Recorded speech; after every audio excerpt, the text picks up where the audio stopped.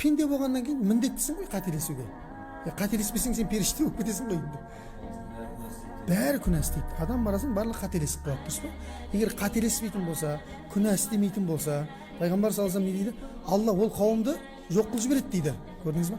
Сөйтеді де қателесіп күнә жасайтын, кейін соған өкініп тәубе қылатын, кешірім тілейтін адамдарды жаратады дейді Алла Тағала. Алла Тағала әшейін жоқ қылып жібере салады, бір қауым жоқ қылмас. Міне сол сияқты енді мен күнәм жоқ ау деген нәрсе ол болмайды. Мен періште болып қалдым ау деген әңгіме сияқты ғой ол. Нәпсісіз жүрмін ау деген. Сондықтан қателесіп қаламыз, дұрыс. Бірақ міне ай келді. Мүмкіншілік. Сезінген адамдар үшін үлкен мүмкіншілік. Жаңа өзің айтқандай, не береді деп жатсыз ғой кешірілген адам. Дүниелігін айтайықшы, дүниелігін. Енді ақыретке. Өйткені көбісі мысалға үлкен амалдарды көреді да. Рамазан айы бір ай ораза ұстайсың, я болмаса умра қажылығына жасайсың.